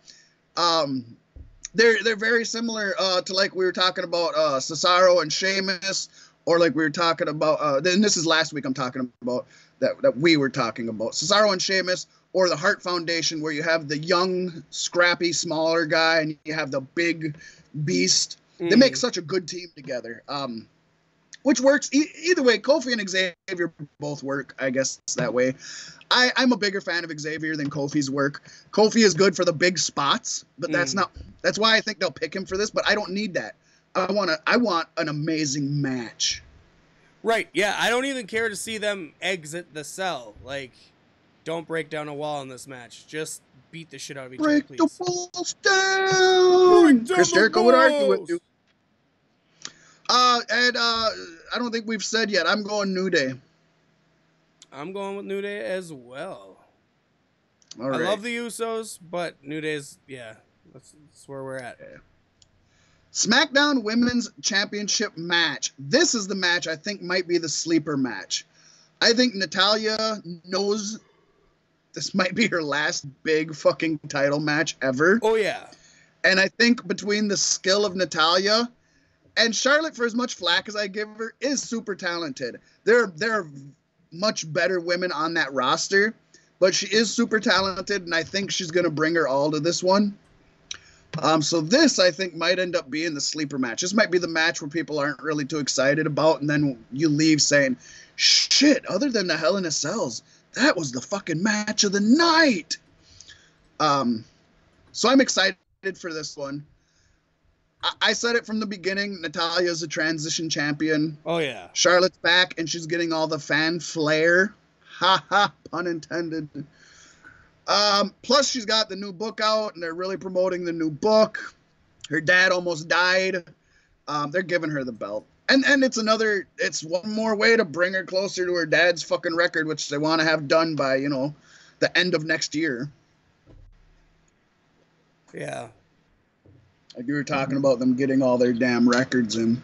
Right. I say Charlotte wins it, but I think it's an amazing match. Yeah, I think Charlotte definitely wins it. Natalya versus Charlotte. It doesn't matter how you roll the dice. I really don't think Natalya has hopes to win this. Unless it's a disqualification ending. Right. Yeah. That would be okay. I don't need that, but that would be okay. And then just hold it over till Survivor Series. That maybe be a bigger win for Charlotte also. You know what? I'd be okay with that. I would be okay with that. Natalya's doing good, holding her own. She'd still be that transition champion. I'm okay with that. I still think Charlotte's going to get it, but I like your idea of her keeping it through some kind of disqualification or some kind of That'd be great if it was a low blow finish with a DQ. Yeah, give her a cunt punt. They don't do that enough in women's matches. And I'm not a woman, but I'm pretty sure it hurts like shit. Right. Not as bad as us. Not as bad as us, but bad. They don't do enough of them. Remember when Mickey James gave the old on Trish Stratus? Yes. And then just licked it. Yeah. Back in the crazy Mickey days. That was the best Mickey James. In my pants. I love that Mickey James. Speaking of Mickey James. Right. So what's this? So she was in WWE and they made her Piggy James because allegedly she was so fat, according to late W writers and Vince McMahon. She was so huge and gargantuan. Actually, it reminds me of Anger Management. Anger Management. You know Anger Management, right? Yes. Basically, you love that movie, right? Yes. Remember when I can't think of the gal's name. Oh my God. God. He goes over to her house and then she starts eating the cake. She's like, "What am I fucking? I'm a fucking porker."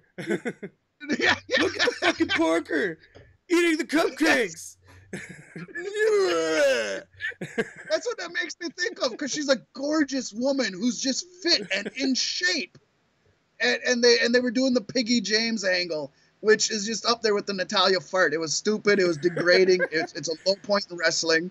And then she leaves, went to TNA, put on some of the best matches in wrestling, not just women's wrestling, fucking wrestling. Comes back to WWE, and now she's the old lady. Yep. She's fucking 38 years old. She's not that fucking old. I would bang the shit out of her before I'd bang Alicia Fox and Emma. Right. I'm just gonna put that out there. Not that fucking banging women has anything to do with my preference of them as a wrestler, because it doesn't. But I find her more attractive than both Alicia Fox and Emma. Right. And she's a better wrestler than both of them. So that really bothers me. This whole I don't like what they're doing with Mickie James. And it's all because Mickie James has smile lines on her eyes when she smiles or talks. Yeah, that's it. God forbid fucking Goldberg comes back at fucking 38 and wins the world title. Right. God forbid. You know. And then we're getting off topic, but we actually have a little bit of extra time. Yeah, leeway. And then so she opens up the door to Alexa Bliss's locker room, and Nia Jax is standing guard. Didn't Nia Jax just turn on her the fucking week before? Yep. So how come they fucking back to being besties again? They call them frenemies. Did you see on Nia the show. Jax tweet? But did I see her tweet? Her tweet. She tweeted something about No. A fan asked her something about what the hell. I thought you guys split up. She's like, "Shut up! I'll do what I want." That's actually great heel right there. It is. Fucking right, and saying it in Cartman's voice too. Whatever, I do what I want. I'll do what I want. That's great. No, I didn't see that, but that is awesome. Yeah, that is stupid. It is. Okay. Dumb. So now we'll go on to shit that's less entertaining than Nia Jax. WWE Championship match. Jinder Mahal versus Shinsuke Nakamura. The artist known as Shinsuke Nakamura. See, some people, they knock them down to one name. Some people, they extend their names to ungodly lengths. But they still haven't figured out what he is. He was the king of strong style, and then he's the artist known as, and then he's the artist. And it's like, just... He doesn't need to be any of that shit. Just let him be Shinsuke. Right? That's the best thing you can do with them. Yeah. So with everything I said above about WWE going to India and the Survivor Series and John Cena taking the title off of Jinder, I'm gonna go with Shinsuke. I'm gonna go with the underdog. I'm gonna go with hope. I'm gonna go with reason. You go with I'm gonna hope. go with heart. You go with hope. And I'm going to say Shinsuke Nakamura. You can go with hope. Jinder's on his way to breaking records. I don't see him stopping. There's no reason to. The title means nothing right now anyway. Jinder's going to keep it. I agree. But I'm still going with Shinsuke. Won't it be amazing? Yeah. Hey, at TLC, I'm going for Bray Wyatt again.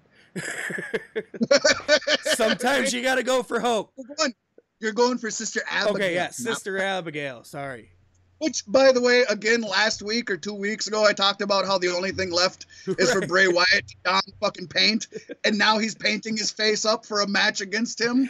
Fucking A! And then there's going to be the next match, and it's going to be Sister Abigail versus the Demon, and I can't wait!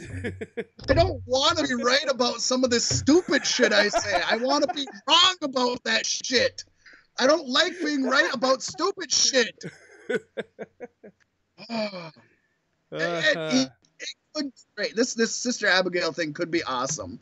I joked about it. He's gonna come to the fucking ring and drag. If he comes to the ring and fucking drag, I'm done. I'm fucking done. I'm barely on the Bray train as it is. Actually, I'm still just looking for cheap prices for Freight Train. I'm not on it anymore. But I am looking at tickets, and if there's a cheap ticket, I'll hop back on the Bray Train. But as soon as he comes down there in a fucking dress and a wig, I'm done. And makeup. I'm just fucking like lipstick and eyeliner and blush. Yep. The train is left, and I'm throwing myself in front of it. That's what I'm doing. He's got his hair tied back with a red ribbon.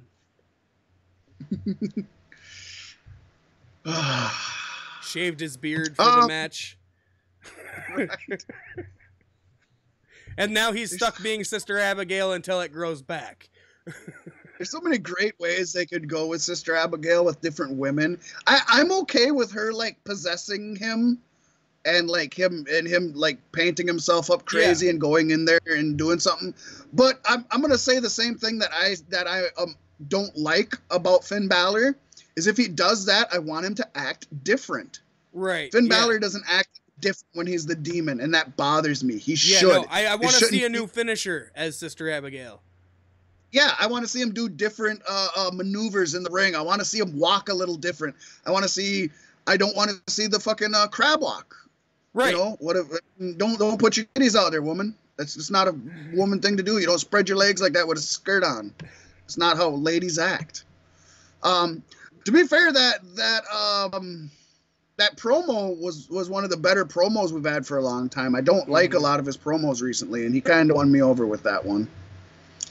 But now on to the main event. That's how much more excited we are to see a Raw match than we are to see the WWE Championship match on SmackDown. And I'm not that excited for that. But yeah, it's horrible. So, Shane O'Mac versus Kevin Owens, Hell in a Cell, but then they added a stipulation that is the dumbest.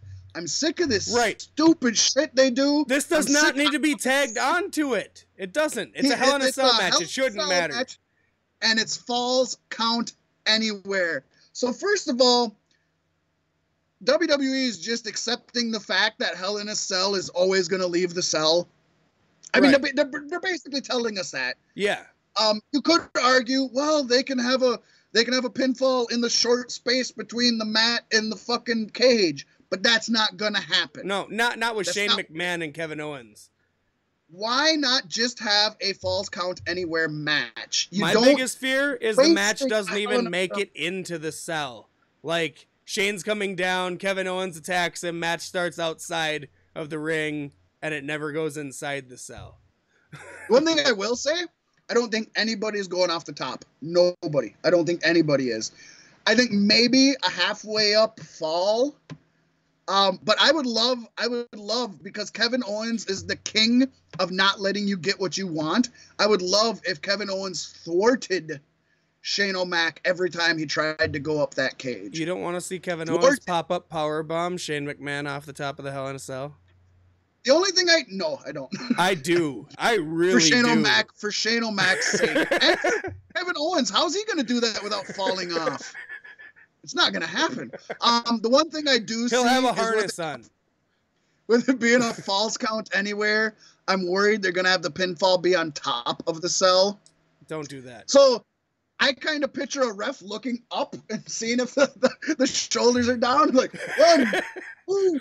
No, he got it up. I can see it. I mean, I don't see them having a ref climb up there. That just doesn't seem... The ref doesn't make enough money to do that. But as soon as they said Falls Count Anywhere, that's what came into my mind. I pictured a pinfall on top of the cage. I do not. I'm really looking forward to this match. So disappointed that they made it a Falls Count Anywhere Hell in a Cell match, because those two things don't work together in any fucking world. Infinite worlds and infinite dimensions, there's not one that Hell in a Cell Falls Count Anywhere makes sense. So I don't like it. They should have just made it a Falls Count Anywhere match, but it has to be Hell in a Cell because it's October. February. What the fuck am I thinking? I don't know. See, I think this is where WWE gets it wrong, though. They should have made it so TLC was this weekend and Hell in a Cell was later in October. Personally, that's how I feel. I mean, yeah, if you want to go with the theme, I agree with you, but I'm not... I don't like it. See, and the thing I really want is Bray Wyatt and Finn Balor to go over to SmackDown and have this next match in a Hell in a Cell this weekend. But that won't happen. I've seen a lot of things predicting Shane McMahon's actually going to go over here. And he's lost almost has to. He almost he's has lost to. his last few. So, I mean, I could see that, but I'm still going with Kevin Owens. I think Kevin Owens wins it. I don't think Shane McMahon loses any momentum by not winning a Hell in a Cell match against Kevin Owens. I don't think that hurts him. My only thing, I mean, I'm going with Kevin Owens as well, but my only thing is, where does it go if Shane doesn't win it? It goes, Shane McMahon is I see Shane McMahon getting written out, at least for a little while, going away for a while. You know, I don't know if Stephanie comes in or what happens, or if Kurt just kind of runs it for a while, or what the deal is. Wouldn't that be great if Shane's kids ran the show? Wouldn't Kevin Owens love that?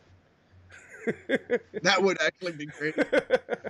I don't know what you do with it from there, or you can just have Owens have the victory over him and Shane still being the authority figure. And I don't know. I do see. I see what you're saying. The long game. I don't know where either one goes from here. It seems like it's too big of a thing to have. I mean, this should be the blow off for a feud, but they're both going to be around, and I don't know. If Kevin Owens loses, what do you do going forward? Is he put in his place? Is he, the dog with the tail between his legs? What about if Kevin Owens wins? We still have the Sami Zayn factor to think about in this match as well. There is, and with that promo or backstage skit, I guess, that he did with Shane McMahon, I'm almost tempted to believe that Sami Zayn turns heel in this match, and takes out Shane. Maybe as soon as Shane is about to do something big. That'd be cool. I'm gonna throw that out there right now. I'm gonna say Sami Zayn. I'm gonna add that to my pick. I'm gonna say that Sami Zayn interferes and turns heel. He's not doing anything right now. Right. He's not doing anything. And everybody would love to see Sami Zayn and Kevin Owens be friends again for at least for a little while. Those two are an amazing team. And then you can have Sami and Zayn and Shane trying to control them too. And that can bring in any number of things, stuff, whatever. I mean, that could push Chad Gable and Shelton Benjamin up and have him try to put those guys against Zayn and Owens to control them, or whatever you want to do. You could bring people in. You could bring up Shane McMahon could bring up the Authors of Pain to try to control Kevin Owens and Sami Zayn. There you go. It rhymes. And it could blow up in his face. It could. That'd be good. Yeah, I'm going to say Kevin Owens wins and Sami Zayn turns heel.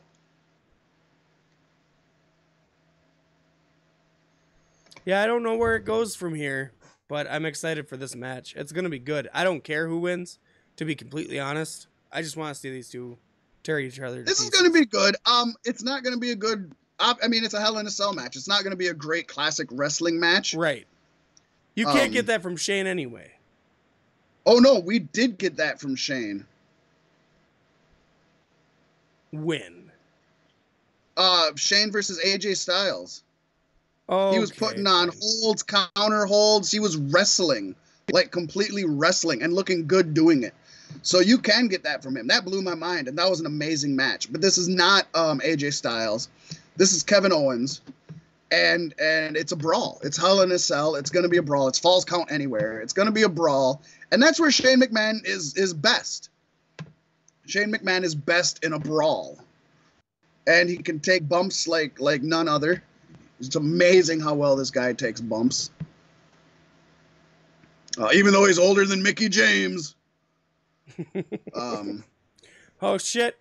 Kayfabe News just broke it. Sister Abigail to be portrayed by Trish Stratus. I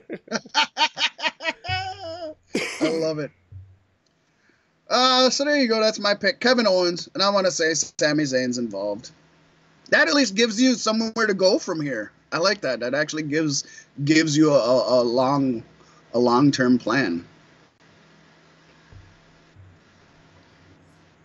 Yeah. And it'd be cool. I mean, if we got the Kevin Owens show, I would be happy as a fucking clam. Hey, and maybe a certain somebody comes up from NXT to help out his brother-in-law against the monster that he helped create. Could we see Shane McMahon and Triple H versus Kevin Owens and Sami Zayn? That doesn't sound thrilling to me. Triple H versus Kevin Owens sounds amazing. I could just be fine with that. Let's build to that WrestleMania match and be happy. But let's not make it a tag team. I'd be perfectly fine if Triple H doesn't have another WrestleMania match. Unless Triple H and Shane McMahon come back as the next iteration of DX and start using the suck it again so that there's a reason for this cease and desist order to be in place. Right? Is Dolph Ziggler going to be their X-Pac? Yeah. Technical difficulties on my end. I am unable to hear you for the moment. I will fix this issue. Oh, gotta fuck up the camera. Look it, you're seeing my beer fridge. Come back, me pasty, come back. Okay, hey, I'm back. So we got a handful of minutes left. What do we want to close out with? God, I don't know. We're never ahead of schedule. This is weird. I don't like that you put time frames on things, and now I like it because now we got time to discuss other shit. We can talk about Rick and Morty if we want to talk about Rick and Morty. We can talk about what's pissing us off if we want to talk about what's pissing us off. How about I would like, I don't know what the Beef Sticks listeners would like. I would like for you and I to do a top 10 Rick and Morty season 3 episodes. There were 10 episodes this season. And I think it'd be pretty simple for me to pick my top and bottom, and then I'd just have to kind of wrestle with what's going to be in the middle, I think. Yeah. See, I would definitely want to go back and watch it over again. I guess there's the added bonus that the first 6 or 7 episodes are available for free on Adult Swim now. Are they? Yeah. It's just the last 3 that are locked behind that you have to have a subscription to your cable provider. Yeah, but the last 3, 4 aren't hard to find online either. Right. Yeah, no, I would definitely want to rewatch them again. Let's say we do a top 10, but let's not dedicate ourselves to next week. Let's just start working in this week and maybe in the next couple weeks on rewatching them. There you go. And kind of, take a little time while you're watching them. Maybe have your phone handy and just kind of give it a grade as you watch it. And then you can go through later and look at what you put down and kind of go from there. Right. And then I was also kind of tooling around with the idea for the Patreon because we haven't been very faithful to it lately. And I feel really bad for that. But what if we stop doing Patreon episodes? And when there's big news that we need to talk about, we hit the Patreon with it. You get exclusive news on the Patreon. I think that gives people a little bit more incentive, too. Big wrestling news stories or things going on in the world. Things we want to talk about. We might not remember it by the time the show rolls around on Thursday. Right? Maybe we let you know how we feel about fucking Vegas when it happens. Immediately when it happens. Right. Little tidbits there. Let us know what you think, folks. Both Patreon users and non-Patreon users. Is that something that you would like going forward? Is that something you would be interested in investing in if you're not already investing in Patreon? Let us know. Give us your input.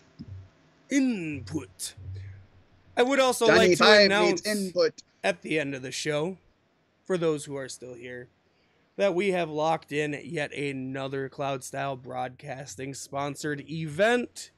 And that is 1812 Records and Cloud Style Broadcasting present Welcome Taken, a Throwback Thanksgiving. This is going to harken to the yesteryear in Minnesota hip-hop. We got an intimate venue, close quarters.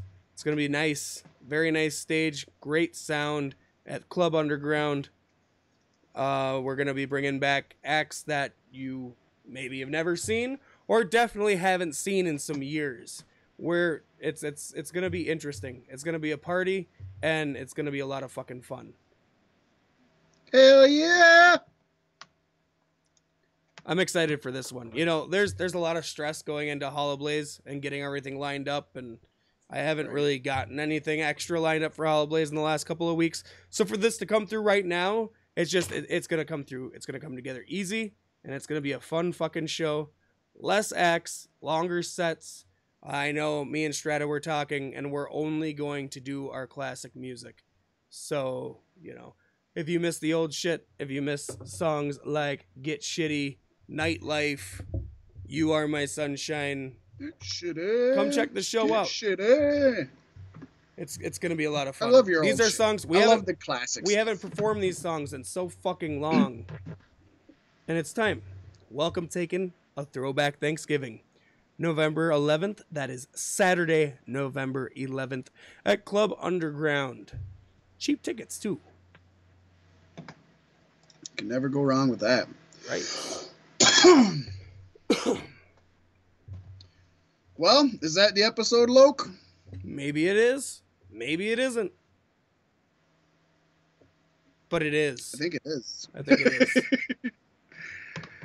All right. Well, from Cloud Style Broadcasting Beef Sticks Podcast, I'm Fat Mac. I'm Pasty White. Have yourself a great time. I love you like a lovesick puppy. We will see you when we always see you every Thursday at 8.